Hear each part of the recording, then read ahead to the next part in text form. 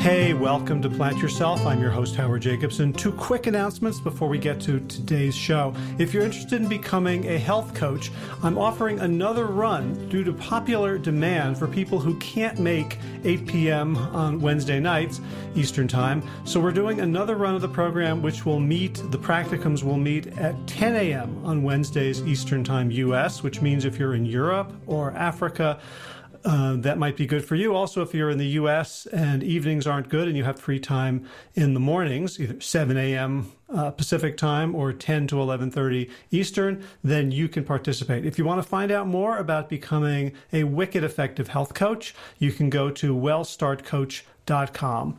Second thing is, if you're not aware of it, Josh LaJaunie and I have a book that is free on Amazon Kindle. It's called Sick to Fit. And if you just go to Amazon and search for Sick to Fit, you'll be able to download it for free and read it on any Kindle-enabled device, even a phone, smartphone, tablet, computer, whatever. All right, let's get to today's episode. This is the Plant Yourself Podcast. I'm Howard Jacobson with plantyourself.com and wellstarthealth.com.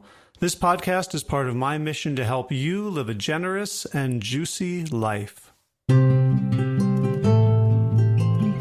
So today, a familiar face and voice to many of you, Joe Cross. He is the guy behind the wildly popular documentary Fat, Sick, and Nearly Dead, which came out almost 10 years ago. And what I was interested in was his story since the film came out. So we talk a little bit about what led up to it, in case you don't know who he is or you haven't seen the film, about how he was fat, sick with an autoimmune disease, and leading a frankly, very unhealthy lifestyle, and how he decided to turn it around in an extreme way with the 60 days of just having fresh vegetable and fruit juices, mostly vegetable juices, I believe, and decided as he was doing it, sort of cinema verite, to chronicle it, and with the idea of turning it into a movie. So kind of predicting his own transformation and then turning it into a film, a franchise, a business. And as I thought about preparing for the interview, what I was really interested in, really curious about, was what it's like to navigate as a celebrity, a wellness celebrity, as someone who is putting his life out in the public eye as an example of good health. And that because Joe has been public about the fact that he doesn't have washboard abs. He's not a thin guy. His weight goes up and down. And what kind of responsibility do we have once we create a public persona for ourselves to, on the one hand, be inspiring and really push ourselves to our limits to be our best selves? And what kind of responsibility do we have to be honest and vulnerable? And I feel like Joe has thought about this a lot and has done a lot of work struggling with these two tensions. And I am not at his level of fame. I certainly am not, recognized in airports, except by my own family when they come pick me up. But working with WellStart Health and working with some of our celebrity coaches like Josh, like Sarah, and others who just become celebrities by virtue of the stark transformations they undergo and their ability to talk about it and connect with people and be vulnerable and to have these, attractive personas and personalities, and knowing them, that they aren't perfect. And how do we navigate? And this is something I think that each of us can do in our own lives as well. Because if we're role models for others, how do we not give people excuses to let themselves off the hook if we're going to, eat a chocolate bar here or there or skip a workout? Do we want to hide that from people? Do we want to be really open about it? And so Joe had some really interesting thoughts on that topic. The other thing I wanted to get at was something that I don't think it was really tackled head on in the film, which was, what did Joe do when he wanted to break his protocol? And what strategies, what self-regulation strategies, tools, tactics did he deploy to stay pure for the 60 days that he was being filmed? And which ones of those are still useful to him? And which ones does he teach to his students and his audience today? Before we get to the interview, just a quick word that today is the last chance really to sign up for this current WellStart cohort. It began yesterday, but there's just one video to watch to catch up. And if you're interested, you can go to wellstarthealth.com/program and sign up today. You will still get you in. You'll still meet everyone in the cohort. And we're still giving away for free the cuffs and scale, the blood pressure cuff and the Bluetooth scale, so that you can have those fun accountability toys in your bathroom, next to your bed, in your life, so that you and your coaches can look at the data and assess what you're doing and see if there needs to be tweaks made one way or the other. The other goodie that I'll bribe you with is this is an unannounced bonus until now, that when you sign up, you get a free 15-minute coaching session with me. And obviously, I can't do all of them forever. I have so many other responsibilities and constraints on my time. But for right now, you can go and sign up, pick your 15-minute slot, and we will have a coaching call in which I will bring all of my coaching charms to bear to help you get traction and to move forward in the right direction. People have been telling me that those 15-minute calls have been very helpful. So if you're interested, again, wellstarthealth.com/program. And with that, let's get to today's conversation with Mr. Reboot himself, Joe the Juicer. So without further ado, Joe Cross, welcome to the Plant Yourself podcast. Howard, it's great to be here, mate. Very excited. And you're looking well over there in East Coast. I'm up on the West Coast today, and we've got a lucky people to have all the sun shining. Very nice. Very nice. Hope this is your morning, so I hope you have a wonderful day in front of you. Thanks, mate. So, so we were chatting before, and you reminded me that your movie, your first movie, Fat, Sick, and Nearly Dead, is 8 years old at this point. Yeah, it first came out to the distribution world. Like the launch was in 2011. Although during 2010, I was in film festivals and I was traveling across America with my laptop and a screen. And I was in Whole Food stores. I was in local churches. I was in school halls. So I did do a huge outreach, sort of ground game for at least 12 months before it went to Netflix and iTunes. I see. Gotcha. So I think I want to get into what's been happening since then, but I think for the 9 listeners who don't know who you are, maybe you could give us a brief overview of your story. Sure. Well, when a movie that came out that we were just talking about, Fat, Sick, and Nearly Dead, essentially chronicles my journey from when I hit 40 years of age. I'm 53 today. Leo. Pardon? No. Not today as in my birthday. Okay. I just turned 53. I'm a Gemini. Okay. I turned 53 in May. Okay. So I'm in the first quarter, I think, of my 54th year, right? Because if you turn 53, it means it's your 54th year. Anyway, so I basically was diagnosed with an illness when I was 32, and right up until 40, so for 8 long years, I suffered this debilitating autoimmune disease where I had to take medication every morning and every night. And this also led to a lot of weight gain. It led to a lot of unhappiness and sadness and a lot of frustration. And a lot of other things were going wrong in my health by being pre-diabetic, by having high cholesterol, high blood pressure. And as I've said many, many times, I was like one hamburger away from a heart attack kind of a situation. So on my 40th birthday, I sort of realized, not that I didn't know, but it was kind of like a wake-up call that I'd hit 40. And now that I'm 53, I don't think 40 is very old at all. But when you first hit 40, you kind of think it's old, right? And I just didn't like the fact that I was up at the 330-pound mark. I didn't like the fact that I was somebody on medications every morning and every night. And I didn't like the fact that I was limited in many things that I could do.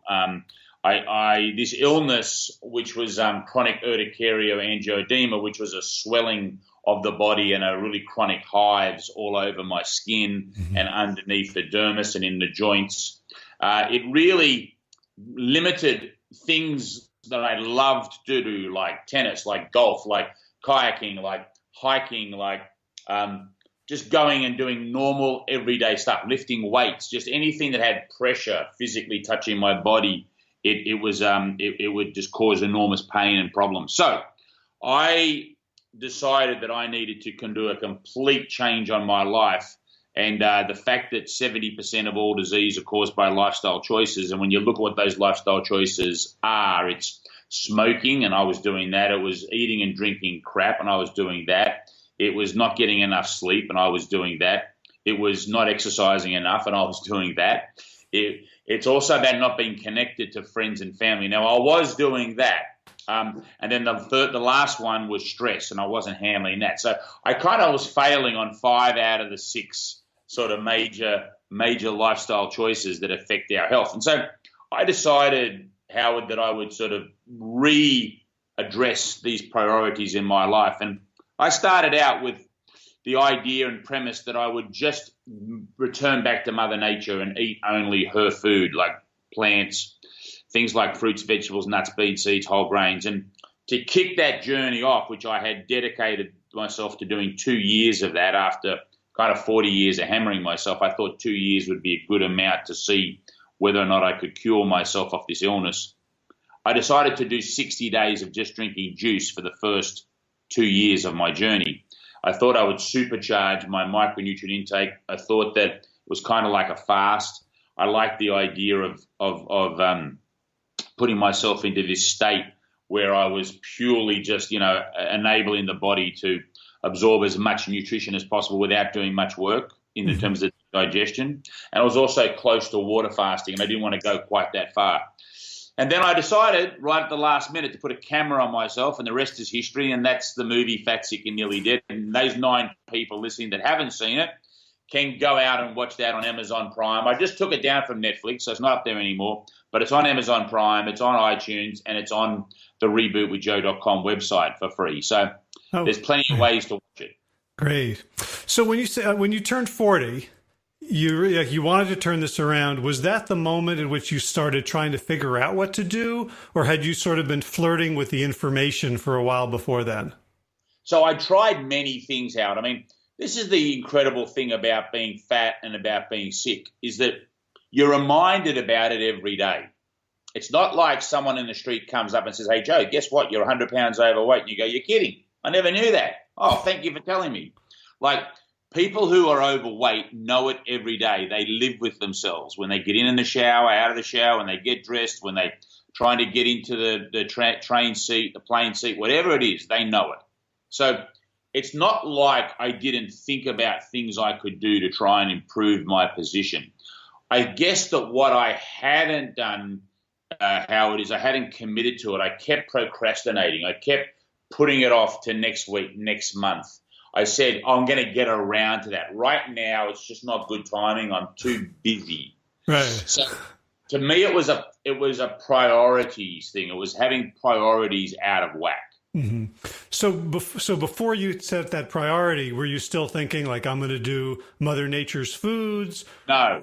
So that's a good question. No, I kind of knew in the back of my mind, if I wanted to be in the house of mirrors and get really honest deep down, that the food was the problem, but I loved it so much, I just didn't want to give it up, right? Mm-hmm.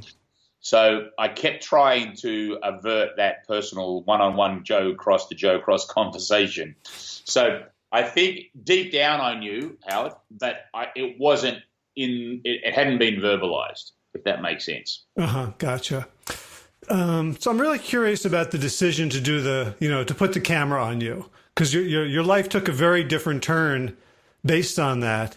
And I'm curious whether you think the camera is what made you successful this time, in part. Yeah, so it's a good question. And I've been asked it many times, and I do believe that the camera was incredibly helpful. I think that the camera was my community, if you like. It wasn't like a stick. It was more a carrot. It was more the fact that these people out there that would be watching this are going to be really backing me and wanting me to succeed. And so it was something that I felt. I actually started to imagine the type of people that would be watching this, and I created this image of a woman working at an AT&T call center that, and this is a true story. It's quite incredible. I had this vision of someone, and I just thought about her working in an AT&T call center. Don't ask me why an AT&T call center. It was just something that came to mind. I don't even know if they have them, but I just had this imagination, and I would think about her watching the movie and willing me on and really wanting to see if I can do it so that she can do it. And as it turned out, I ended up meeting many people from call centers who did it. Not necessarily an AT&T one, but just from call centers. And it's funny how that came about. But it really was the community, and the idea of the camera on myself was more, it was a two-way street. It was for support, and also that I wanted to give something back. My father was a doctor. My brother is a doctor. My sister is a nurse. My mum was a nurse. I'd been in financial services. I hadn't really done a lot to support, my fellow human beings, whereas my mum and dad and brother and sister had been giving a lot back. So I thought that by doing this and sharing it, it was sort of also part of like a long overdue payback. Mm. And so, you mentioned you were in financial services and you were a successful trader. Yeah. It was on the Sydney Stock Exchange, I think. The Futures Exchange. Futures I Exchange. was a day trader before it was cool. Okay. So this is something that really fascinates me around the people that I work with. Very often, around their health, they have no self-efficacy. Like, oh, I couldn't resist this, or I don't know, I'm too lazy for this. And yet, when I look at like what do you do for a living? Oh, I'm an astrophysicist. I'm a successful patent attorney. Like, how did you understand the fact that you were really competent and successful? And I imagine that being in financial services and being a day trader before it was cool required discipline, required research, required stamina, required saying no to certain things that you'd want to do in the moment because of the later payoff. How did you navigate in your mind, Joe Cross, successful business person, successful in life broadly, and a failure at this one area that you keep procrastinating the most important thing? Yeah, okay, so clearly I navigated it pretty poorly until I was 40, right? So I wasn't navigating it. And the idea of actually what I thought, Howard, is I thought that I'd been successful at startups, at building things and creating things, because I moved from the futures exchange world into other areas of business and did successful startups. So I kind of, I think there's a part of the success of in business which led me to be the way I was. In other words, you're fearless. You don't think anything can beat you. You're just optimistic all the time. Okay? Now, that can work in business. That confidence level, that like no matter what happens, we'll push through. Okay? But when it comes to your health, you can't ignore the biological laws of cause and effect. And just pushing through on health is different to building a business or creating a company, So I think that the two are quite different in the skill set that you require to navigate through both. And what I did is I used to go to the doctor and say, hey, doc, I'm sick. Fix me. Here's some money. So I was outsourcing my health and well-being, and I was putting the controls into somebody else's hands. So what happened on my 40th birthday is I decided to reclaim that responsibility. I decided to become the CEO of my own health. I decided to be accountable to myself.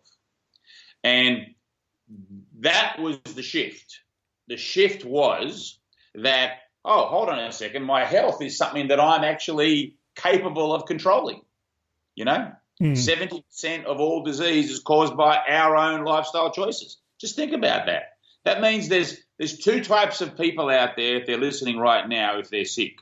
There's the group that's just bad luck, and there's the group that are doing it to themselves. They're the only two alternatives that you can be in if you're sick.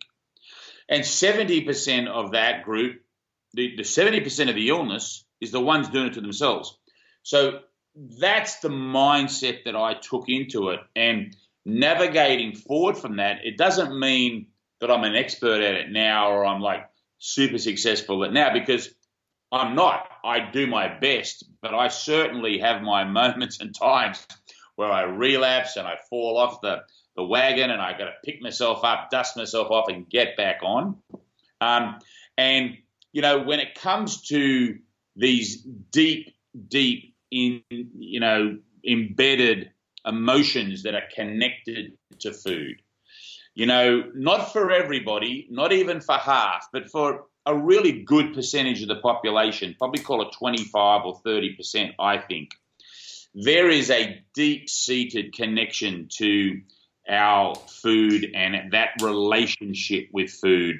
And that could be sugar, it could be fat, it could be salt, it could be any of those sorts of flavors, those makeups of what makes food, that are deep bonds that go back to our earliest days on this planet, that are extremely hard to break. And they are extremely hard to gain a perspective on. And I know myself that if stress comes, you know, if I'm under enormous stress, I don't choose alcohol. I don't choose nicotine. I don't choose fat. I don't choose salt. I choose sugar. Yeah. Yeah, sugar's my go-to safety, you know, it's like my safety blanket, if that makes sense. Yeah. So you've got to, unpacking all of that is a challenge, and it takes a enormous amount of focus and belief.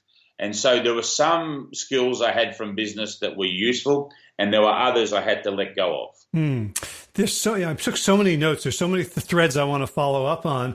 But one of them that comes to me is the idea, like, you put a camera on yourself, like you're saying, this journey is going to ideally make me a role model for other people. And no, you know, and you said, like, you're not perfect, you have slip ups.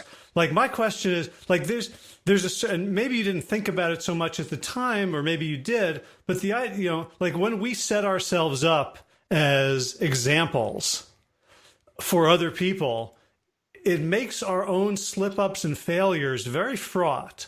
Because there's things that I share out of vulnerability with people, and there's other things that I don't share. And I'm not entirely sure if it's because I'm ashamed of it, or if I think, like, if they heard that I did that, it would give them license. And I'm wondering how you know, it's been 10 years now since you've been a public figure and you've had ups and downs. How do you think about navigating that? Yeah, it's a really tricky situation, because you want to be as transparent as possible, but you also want to be the role model where you don't want to let people down. So, you know, I don't know how I can explain what I've done, but I've tried to be as honest as I possibly can be. In my world of posting, I don't post a lot of food photos. And the reason for that is that I always feel that somewhere in the world, somebody on day 7, day 8, day 10 of a reboot, which is just drinking juice only, and they're doing that because they saw my movie. And so they don't want to then go to my Instagram or Facebook or Twitter feed and see me eating, you know, a big meal, because it's like, I want, you know. So at the same time, I also want to show people what I eat and how it's okay to eat this sometimes. Yeah. So I do a lot of that navigating in the public speaking environment when I've got a couple of hundred people in a room. And that's my chance to be more honest and more transparent. I think on social media, it's very difficult because people hide behind, you know, URL or, you know, handles.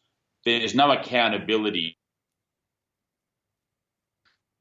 On the social environment, I try a little bit more control, but certainly in public, or in my films, when I'm controlling the narrative in the film and I can go into a lot of detail. Sometimes on social media, you're putting a photo up, you're putting a 3-sentence thing. You don't have the time or the ability to explain it. I've just been in Europe for a 1-month vacation, all right? And during that 1-month vacation, I enjoyed myself. I had a great time. Did I eat everything I wanted to eat and do everything I wanted to do? No, I had constraints on me. I had, all right, I'm still focused on what I'm doing. But are there days I'll give you an example. A thing called a crepe. You know what chocolate crepes are, Nutella crepes? They're very big in Europe, okay?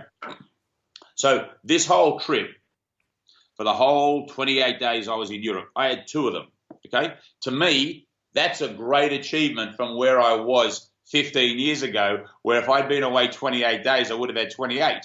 So I look at it in this perspective, and so on a personal level, if I'm explaining on a podcast or I'm in a room talking, I can account to say that that's my treat. It's an exciting moment. It's a time to really enjoy and celebrate. So that's how I counter that. And the slip-ups, I think people understand. I think the more honest you are with your audience about your failures, I think the better they can associate and connect with you. As I've always said, I'm not going to be on a series of Baywatch running down the beach with the washboard stomach. That's just not who I am. But I'm also going to be someone who sort of classifies being healthy as being able to do the things you want to do with ease. That's how I think about being healthy. And so far, touching a lot of wood, I'm able to achieve that. Mm-hmm. And because you had, almost that autoimmune condition is almost like a gift now, because as long as that's not reemerged, it's like, you're on the right track. So a few pounds here or there doesn't seem to bother you as much as if the urticaria came back. I didn't do this to lose the weight. That's the whole thing. I didn't go on this journey to lose the weight. I did it to get off the medication. And so, losing 100 pounds and now being 50 pounds back on, so dropped 100 and now 50. So having a net 50 loss from where I am, I'm still happy with that. If you go and do 60 days of juice, anyone's going to lose a lot of weight. Once you start adapting back into a normal lifestyle, it's just normal that you're going to gain muscle mass and gain fat depending on what your diet is. Mm-hmm. So, one of the controversies about a long juice fast is that it is extreme and it's not like the rest of your life. So I'm curious, when you started on yours, and I know you had all this extraneous stuff, you had a film crew, you had, presumably plans for this, but during those 60 days, what was the sort of mental, psychological, spiritual work that you did or didn't do or discovered later? Like, what if someone's watching this and goes, okay, I want to do this juice fast, like you can do a juice fast and then at the end of the juice fast, you're the same person except you did a juice fast. Like, what's the inner work during that time, do you think? So I did the juice fast for that length of time really to try and get off my medication. And I felt that it was one of my last things left after trying so many other things that were not addressing this, what food I was taking into my body. Could I have done just eating fruit, vegetables, nuts, beans, and seeds? Probably. I don't know. I don't know if it would have worked. As it turned out, Howard, I did 60 days of juice and then 90 days of fruits, vegetables, nuts, beans, and seeds, and then I was off all medication. So it was 5 months later. I was going to go the 2 years, as I said earlier in our chat. I didn't need to go the 2 years. It ended up completely medication-free after 5 months. I don't know if I'd just done the plants only, whether that would have worked or not. I kind of have a gut feel that 60 days of juice really was required to do a deep cleanse on my whole system. Spiritually, I got into a zone after about 15 days. I'd say it was more around day 18 or 19, if I'm going back and being precise, that I felt like I was running. I was at a different level of lightness in my head and a spiritual zone of, when you've got I use the expression of you have a stick shift car and you go from 1 to 2 to 3 to 4 to 5 and 6, and then you're going so well, you're actually looking for that next gear to go to. Yeah. Well, around day 18, 19, I found it, and I was in complete overdrive. And it was an incredibly spiritual space to be in. My sleep, my thought process, my sense of smell, all of my senses, the colors, the brightness of color, just it took my breath away. Just this connection to nature, and so that really was the turning point where I felt that I was sort of pushing into the wind, where the wind swung around and was at my back. Mm-hmm. And when I got to day 60, I'll be honest with you, I wanted to go longer, but it was because of the film crew. I couldn't afford to go any longer. I had to shut it down. So I feel that if I hadn't have had the camera crew and it got past that day 18, 19, 20, I probably would have gone longer because I was in such a great space. So I was a very different person at the end of that 60 days, just from a sense of accomplishment, from just a self gratification of achieving something that you set out to do. Just from the fact that my prednisone was down from 60 milligrams to 2.5 milligrams a day. It still took another 3 months to be completely clear of those. So that, you got to come off slowly. But just generally speaking, overall, it was an incredible feeling. Now, the navigation of that during it, were there tough times? You bet there was. But I sort of had this vision that if I don't do this now, if I don't sacrifice this time now, I am going to not have a lot of time at the end. I'm gonna be departing this planet a lot earlier than what I wanted to. Mm. So I really put that fear and had convinced myself that this was my real, I'd hit rock bottom. I really needed to do it. So what strategies did you use and learn and develop and practice during those tough times? So I'm imagining like a craving for a burger on day 31 and the crew might be not there. And like, okay, here I am. Oh, the crew was sitting around me eating, and they'd come in from the restaurants, and on their breath, I could tell you everything they'd eaten. So some of the strategies, one of the ones that I would do a lot of was I would imagine that my body was self-eating itself. And because my body and your body, Howard, and everyone listening, their body is a lot smarter than they'll ever be. It knows what to digest to give up for energy, and it keeps the good stuff. It doesn't go and eat your eyeball. It doesn't eat your liver or your kidney. It eats the stuff it doesn't need. So it's almost like the body gives up. Hey, Joe, go and digest this. Go and eat this. Go and have that. Use this for fuel. All right, we're good here. Use this. So I would imagine that going on. I would imagine maybe a little tumor that was getting started being blown up and disintegrated and my body getting rid of it. I would imagine that my military, we've all got a military inside us. We've all got a Navy, an Army, a Marines, an Air Force. We've got this incredible fighting machine that's there for us. But like any military, if you cut the supplies, it ain't going to perform for you.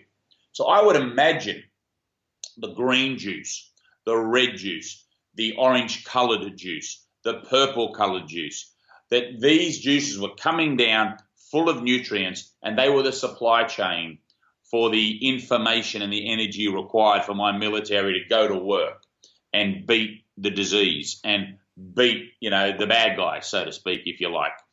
So this was something that I would use a lot, this power of visualization, to sort of say, no, that burger can wait, that taco can wait, that, cheeseburger, that cheese pizza, whatever, can wait. It can all wait.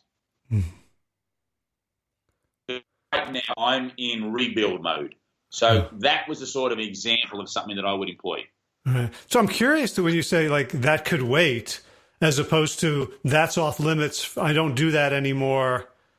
If Well, the idea of eating, I knew I had to eat again. mm-hmm. Okay, so the idea of eating again. So I don't like, for example, there are certain things that journey for me was 12 years ago. It's coming up 12-year anniversary of when I started that journey. Okay, in October. So I have not had alcohol since. I have not had cigarette since. I have not had soda since, except for ginger ale. It's the only soda I've had. It's like my treat. Mm-hmm. Is a ginger ale. If I have a round of golf and people having a beer, I'll have a ginger ale. So I haven't had fast food restaurant chain. I haven't gone to a fast food, McDonald's, Burger King, pizza. I don't eat that food. So there are certain things that are gone. But at that moment in time, Howard, I wasn't thinking that I'm never going to have that again. That was a little bit too much for me. It was more like, let's just take this one step at a time. Let's not set these parameters too high just yet. As it turned out, for the next 4 years, I was basically pescatarian. I only had the only animal product I consumed was from the sea for the next 4 years. I didn't know that going in. I didn't know that on day 22, for example. You know what I mean? Right. So it's interesting because when I asked you about strategies, you mentioned like this imagery of what was happening in your body. And I've never thought about that. I mean, I coach people all the time, but like we know that imagery in and of itself can be healing, right? Even yeah, you bet. Right, like that was a double dose. I like golf, right? I like playing golf, and I had read somewhere in like Scientific American magazine or something where they had taken a group of people. And I forget how many it was, but they divided them into 3 groups. And for 30 days, one group played golf every day and their golf improved. Another group didn't play any golf at all and their golf didn't improve. But another group had to visualize playing a game of golf every day but never pick up a stick. And their game improved. And I always remember that as sticking out to me that, wow, that's pretty incredible that if you just imagine you're playing a round of golf, like every shot, just think about going around 18 holes and just think about that and what you got to do in the swing, and that can help your game. So I remember being on the road and thinking about that little story and therefore employing it the way I just shared with you. Right. And that is that something you've taught other people? Oh, well, I don't know if I share it. So I think sharing is teaching. I mean, I'm a big believer, Howard, that not many people like being told what to do, right? People love telling other people what to do, but they don't like being told what to do. So I'm very careful with my language and words to try and sort of say, hey, this is what I did. If you're interested, I'm happy to answer questions, but you don't want to do it, don't do it. Like it's all got to come from within. These sorts of changes, these sorts of situations have to start deep inside. Nobody could tell me what to do. My mum and dad were worried about me for many years, but all their worry, all of their conversations with me, it wasn't enough to make it happen. It had to come from a deep down part inside me. Right. So, so they were worried. Your mom and dad were worried about your health. But I'm imagining you grew up eating a certain way. So you mentioned you were failing on 5 of the 6 pillars of lifestyle. The one you were succeeding on was social. And I was good at that. For a lot of people, the social, while there's all the love and belonging and all that, but there's also all the social behaviors. Like it's almost like having a strong social group can be an obstacle to change. I couldn't agree with you more. And there are certainly friends of mine that were friends of mine back then that are no longer in my circle of group anymore because they don't like Joe not drinking. they prefer Joe to be the drinker and the guy having all the laughs and the fun, and that's okay. I mean, I'm cool with that. I think I've had many people, men and women, tell me that their marriages had to end because they're trying to make these changes and their partners weren't supportive. But in the end, they had to do it. And, there's just choices we need to make on that front. I think the point I was talking about with the lifestyle choices is that people who are lonely, people who are disconnected, people who don't feel like they're part of a community anywhere, that is a huge impact on their health. So that I was sort of saying I was at least felt loved. I at least had a support group. I at least had people around me. But your point about social impact, absolutely. I mean, there's a lot of studies and a lot of research show that if you sit down at a table with 2 people to eat versus a table where there's 8 or 10 or 12, you will eat more calories at the table with the more people than you will at a table with 2 people, right? When it's family style and all the food's in the and also, if you think about it, just think about all the number of times you're at a big table with 10 people. It's harder to get moving. You just can't have your meal and get going. It's like, I want coffee. I'll have a dessert. If you're having a dessert, I'll have a dessert. And all of a sudden, you're there. It's a much more environment to consume more calories. So I think your point is well taken that, yes, some people who are very social are always out and about, and how often do we do things with others where calories aren't, involved? Next time you want to meet with a friend, just go down the beach or go down the park and go for a walk and take a glass or a bottle of water with you. People will be like a bit freaked out. Like, we're not having coffee, we're not having a burger, we're not having like a sandwich, we're not having lunch or dinner, we're not having breakfast. No, let's just go and do something where we have water. Yeah. Yeah. So, the fact that you chose juicing, which, in the movie we see, it's a time-intensive thing. It's labor-intensive. You need the place to plug it in. You have it's almost like I'm thinking about, like, I'm Jewish, and, so like people who are Orthodox Jews, they have all these rituals that kind of keep them together in a small community and from interacting casually, socially with non-Jews. It's almost like the juicing creates that kind of separation. I wonder if that was like on purpose. So no, that wasn't on purpose. I think it comes down to this, right? I think that my first of all, I agree with you that it's a ritual and it takes time, and there's but I also go back to no pain, no gain.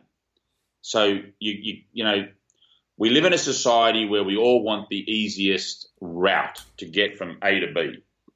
And that hasn't served us too well as a society, just picking the easy road. If everyone's got one of these now, everyone's got like a smartphone. Excuse me. And you can press a button now and you can get 10,000 calories delivered to your door. Basically, all you got to do is get out of the couch and walk to the front door, So maybe you got to walk 5 yards. So this is a world now where we have created elevators. We have created cars. We have, we have so many technological advancements that reduce our output of energy and supercharge our input of energy in the form of highly processed food. So that technological mismatch is what brought me undone, okay, when it comes to a lot of my health. But I don't think it was being overweight that was my problem. It was the absence of the live, real information that is found in food. And I say that word not lightly. I use the word information rather than energy. See, in my mind, the carbohydrate, the fat, and the protein, that's the energy, okay? Right. The micronutrients, the phytochemicals, the vitamins, the minerals, the phenolic acid, the enzymes, this is not energy. This is information that needs to able to. It's communication skills. It's let's put the potassium in so that the cell can function how it's supposed to function, you know? So what I was doing is I was supercharging the energy, the carbohydrate, the fat, and the protein. I had plenty of that going in, but I just had it mostly coming from a processed world where it was void of the micronutrient value. So 5 to 8% is probably a good indication of where we are as a society in the United States, at least, and Australia and Great Britain and a few other developed countries, where about 5 to 8% of all calories are just plant food and the rest is animal product and processed. That is too low. And that's why we have so much chronic illness and disease and unhappiness and sadness in the world. I believe it needs to be much higher. I don't think it needs to be 100%. If you want to go 100%, like I went 100% for 5 months because I needed it, because I was on fire and I needed to address the situation. But in terms of living your life, I think if you can get that number up to 50 and keep it in the 50% number, I think you're doing 10 times what the average person's doing. I think you're in a great state to maintain a very good health and to be strong and healthy from a not getting sick point of view. 12 years, I rarely get sick. I think I've been sick maybe 3 times in 12 years. And so these are the wins that I'm very big about. And I forget the question now because I went off on a tangent with information. But yeah, it was about you were talking about no pain, no gain. About yeah.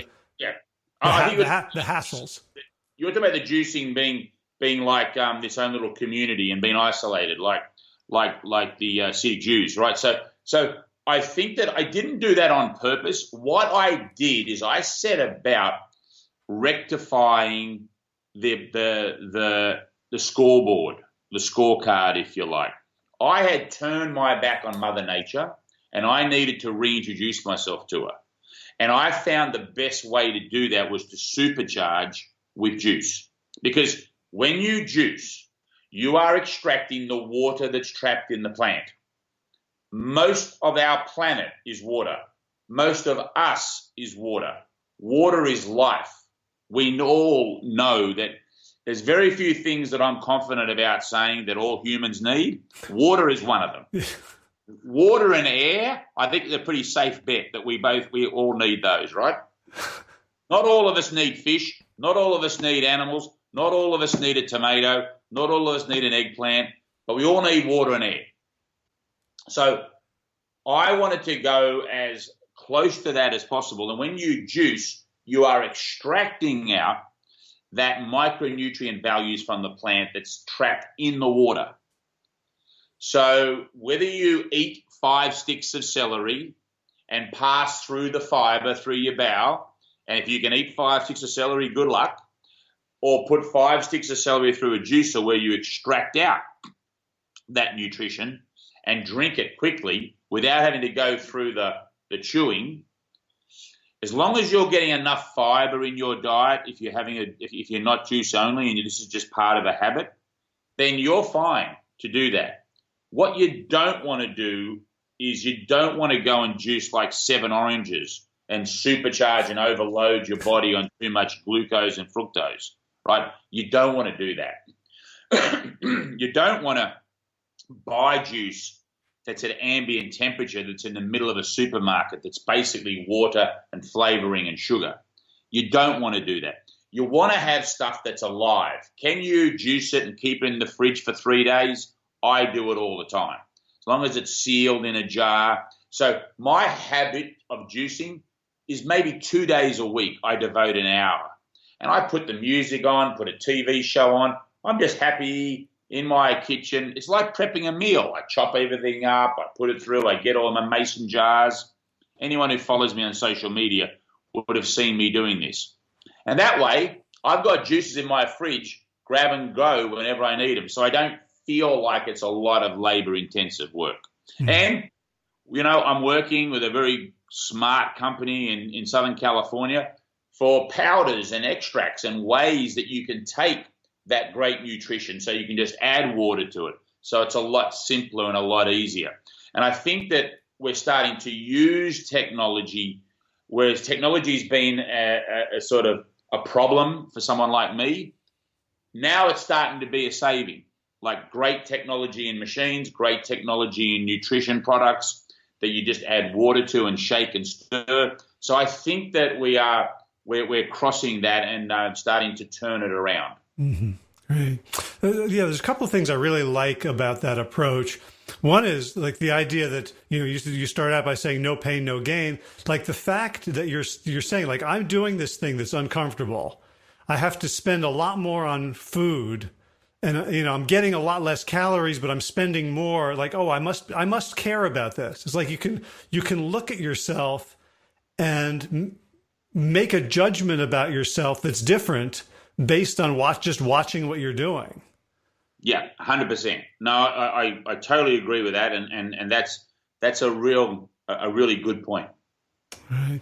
And the other thing is that when you said, like, I wanted to listen to nature for the first time, like, I'm friends with lots. I wanted to listen to them, just that it actually happened to hit me for the first time. Yeah. Because when you eat crap food, Howard, you can't breathe very well.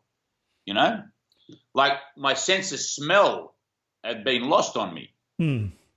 Yeah, I mean, because I'm thinking, like, I have a lot of friends who are environmentalists who are, and they'll go on camping trips, and there's like this environmental festival near me every July 4th weekend to, like, save this river in an urban area and buy tracts of land around it. And the festival is like waste free. So, it's either compostable or, reusable, no plastic, anything.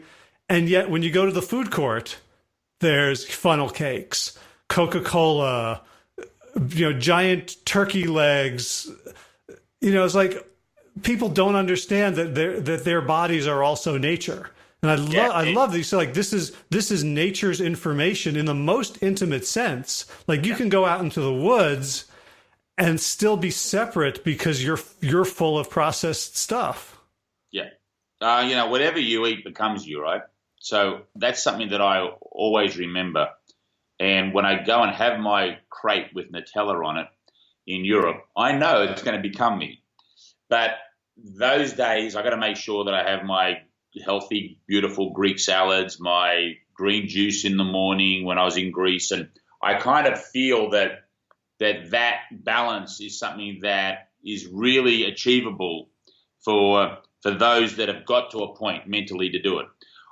Just taking a step back with your nature thing, I always look at this is that, I believe that if you're broken, Howard, like, what I mean by the word broken is that I'm quite a binary person when it comes to these things.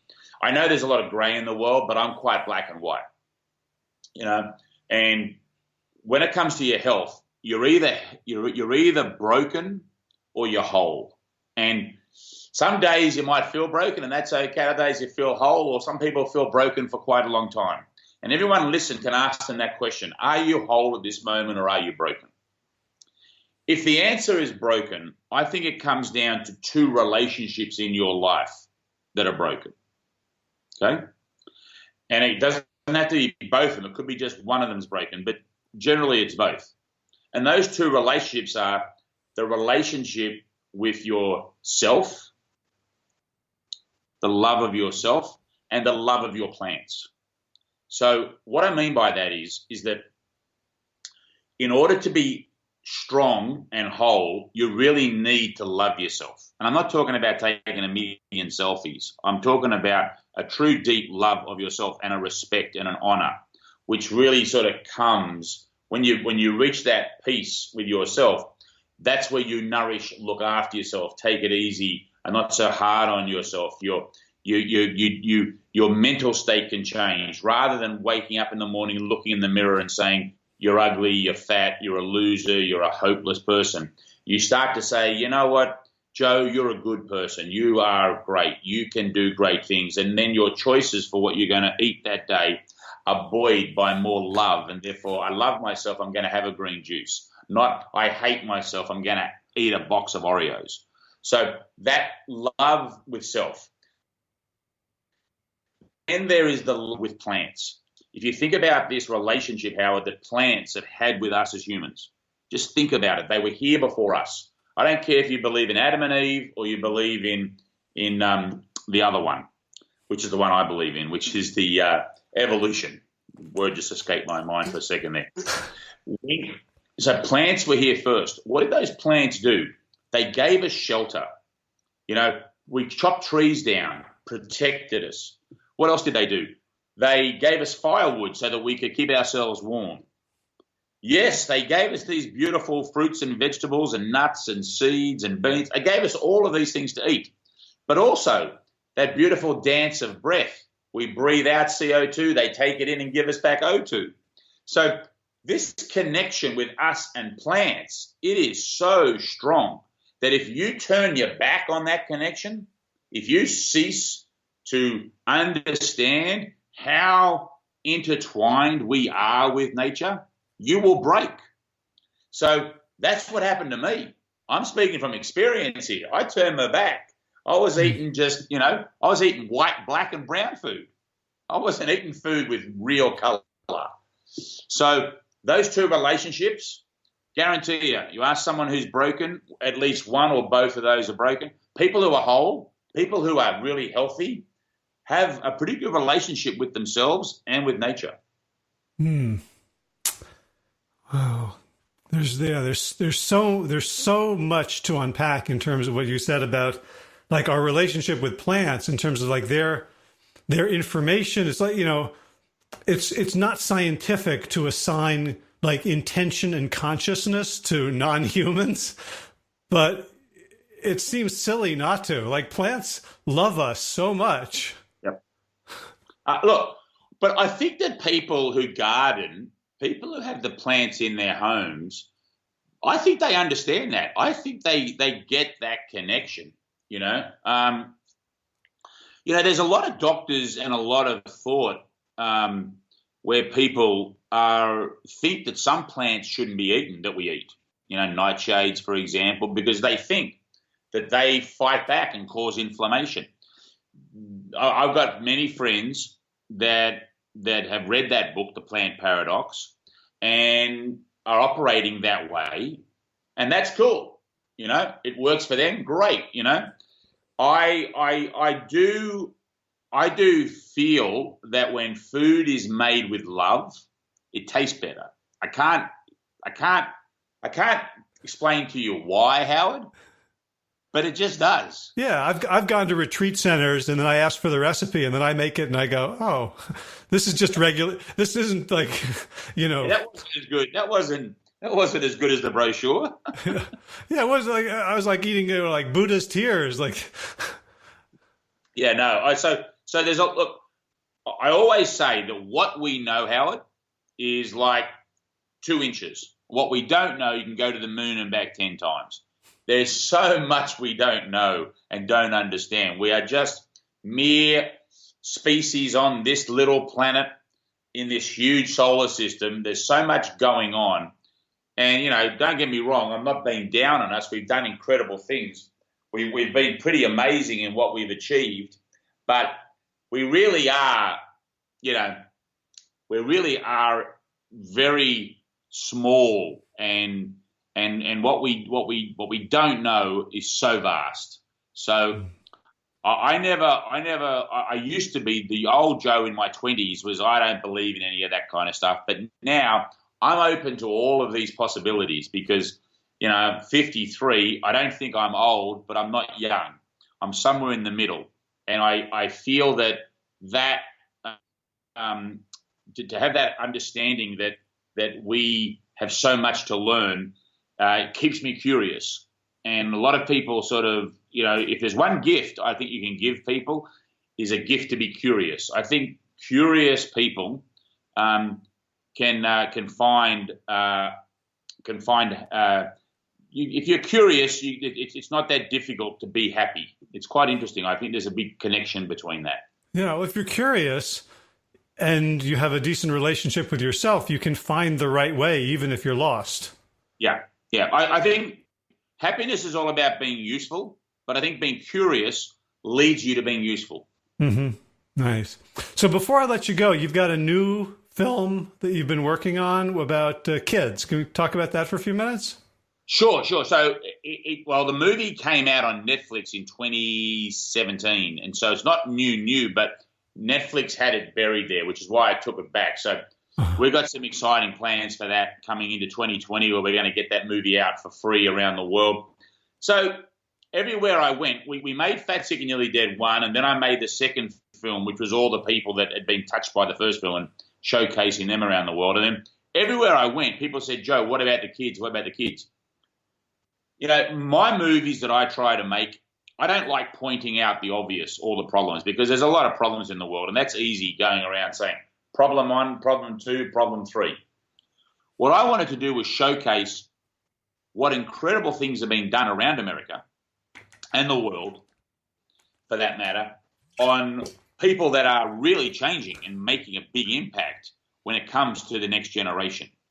And so what we did is we went around the United States, because I didn't have a budget to go worldwide, but I just went in the US, and we found organizations and foundations and individuals and programs that are really making a difference. Programs where doctors are subscribing fruits and vegetables in Harlem to people that they can go and get from the farmer's market produce for free, because that's what they need. We had Wellness Foundation out there in East Hampton that is changing a whole community. 10,000 people have been affected by the way that they're going through and teaching just simple wellness goals and ideas into the kids. So, you know, getting into schools. So we went and did that, and I'm really proud of the movie. I think it's one of my best pieces of work yet. And just super blessed to be able to have a platform where I can go and tell stories and people will listen, Howard. Yeah, it's like that's my favorite thing about the podcast is just the people I can connect with, like having this conversation with you. It's like I can just imagine the joy and like, look at all these bright spots and let's go hang with them.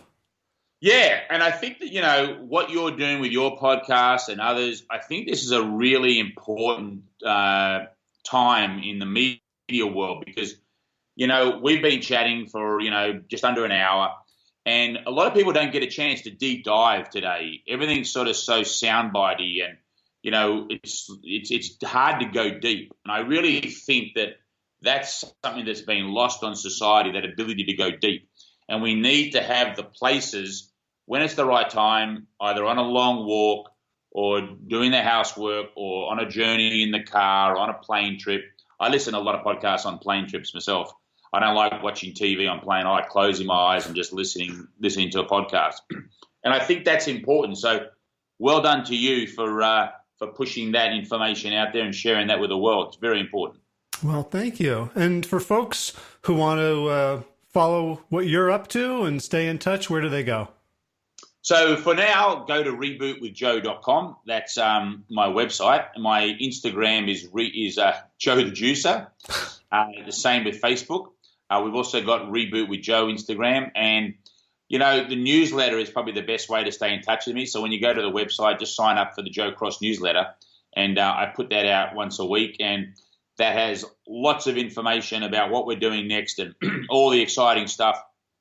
We've just released a brand new juicer, which I'm super excited about. So there's a lot of stuff happening, and, you know, I'm just doing my best, Howard. Just, you know, take each day as it comes, mate. As long as I get my fruits and veggies into me, I'm happy. All right. Well, thank you for everything you've been doing, for the, you know, the tens of millions of people's lives you've changed. And thank you. Thank you, Howard. It's a great, as I said, it's a great honor, and you know, I love telling stories. I'm going to keep telling them, and I'm just really appreciated that people like to listen. So fantastic. And as I always sign out with, Howard, juice on, mate. All right. Thank you so much, Joe. It was great talking with you. Bye now. All right. I hope you enjoyed meeting Joe Cross as much as I did. I hope you found his insights, his journey inspiring. I love his accent, and I love his upbeat demeanor and generous spirit.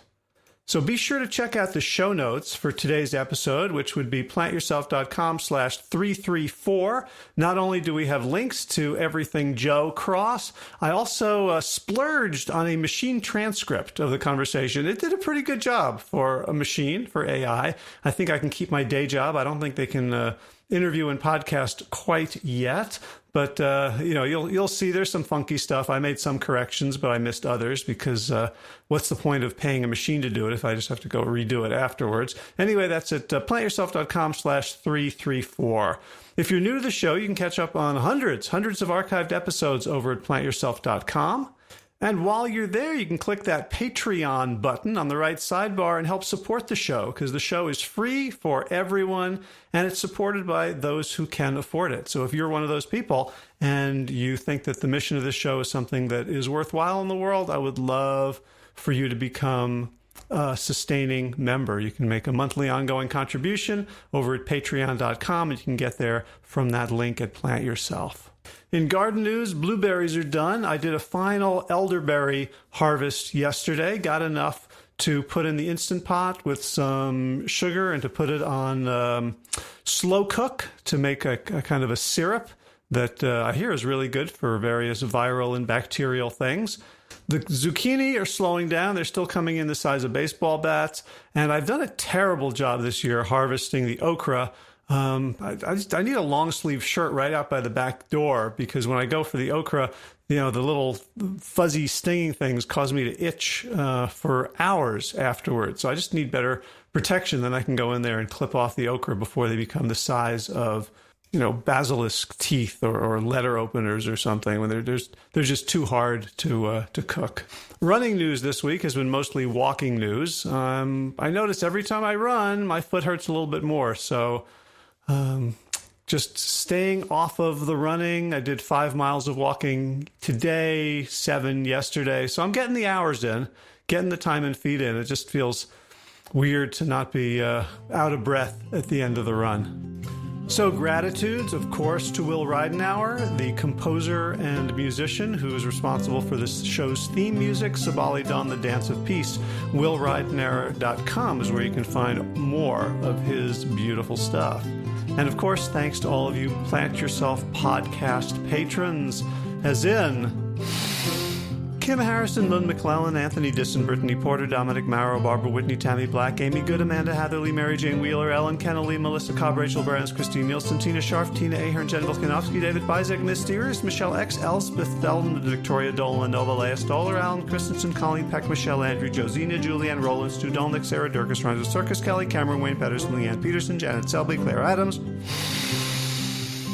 Tom Franzek, Jeanette Benham, Gila Sert, David Donahue, Blair Cyber, Dorona Vizov, Gio and Carolyn Argentati, Jody Friesner, Ruth Ann Funderburk, Misha Rosen, Michael Warbeck, the equally mysterious Tracy Z, Alicia Lemus, Rebecca Hughes, Val Linneman, which rhymes with cinnamon, Nick Harper, Stephanie Holmes, Martha Bergner, Nicole Ramsey, Susan Ahmad, Molly Levini, Inscrutable, Harry R., Susan Laverty, The Panda Vegan, Craig Kovic, Adam Sharf, Karen Burry, Heather Morgan, Ashley Corcoran, Kelly Machia, Deanne Norton,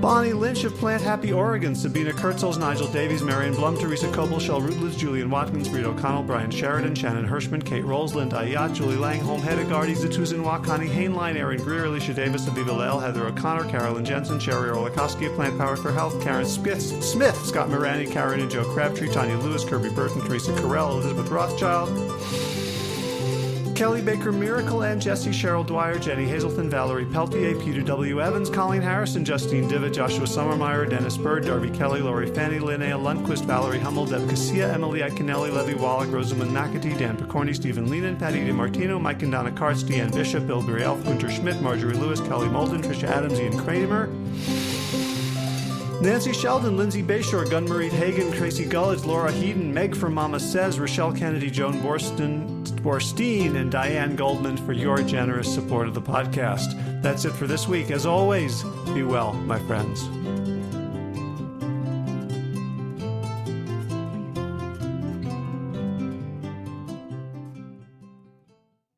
So if you appreciate the Plant Yourself podcast and would like to help support the mission of the show, there's a few easy ways to do it. One is to just go to wherever you get your podcasts and leave a review. Let other people know about it. Give us some stars, give us some love, And that really helps us be found by more people. Something else, of course, you can do is let someone know about this podcast, someone who you think would benefit. Send them maybe a couple of episodes that you think would pique their interest, or just ask them to subscribe in general. And third, you can join arms and become a patron, a financial supporter of this show. You may have noticed that there's no advertising in the show, and it's free for everyone, and it's supported, paid for by those who can afford it. So if you would like to make a one-time contribution or an ongoing monthly pledge, you can do so at plantyourself.com/gift. All right, time for thanks. Thanks to Will Ridenhour for allowing me to use his beautiful song, Sabali Dawn, The Dance of Peace. You can find more of Will's music at his website, willridenhour.com. And of course, thanks to all of you Plant Yourself podcast patrons.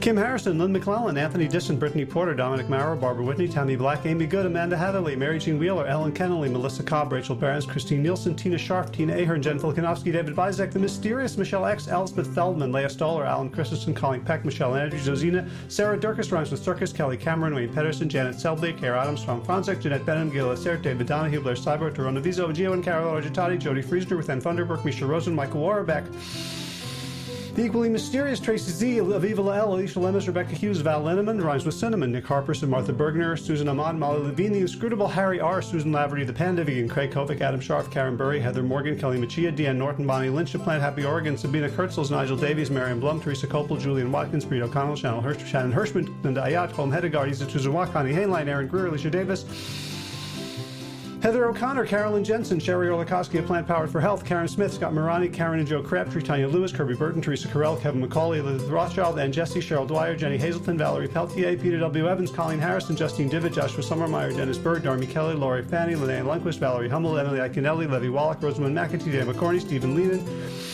Patty DiMartino, Mike and Donna Kartz, Deanne Bishop, Bill Brielf, Gunter Schmidt, Marjorie Lewis, Kelly Molden, Tricia Adams, Ian Kramer, Nancy Sheldon, Lindsay Bayshore, Gunn-Marie Hagan, Tracy Gullis, Laura Heeden, Meg from Mama Says, Rochelle Kennedy, Diana Goldman, Stacey Stokes, Ben Savage, Michael Kay, Holly Butler, Diana, David Hughes, Connie Rogers, Claire England, Sally Robertson, Param Ganchi, Amy Daly, Brian Tourville, Mark Jeffrey Johnson, Josie Dempsey, Karen Schmidt, Pamela Hayden, Emily Perryman, Olga Sidorowska, Allison Corbett, Richard Stone, Lauren Vaught of Edible Musings, Aaron Hasty, Sean Owen, Sagar Nayak, Erica Piedra, and Danielle Roberts for your generous support of the podcast.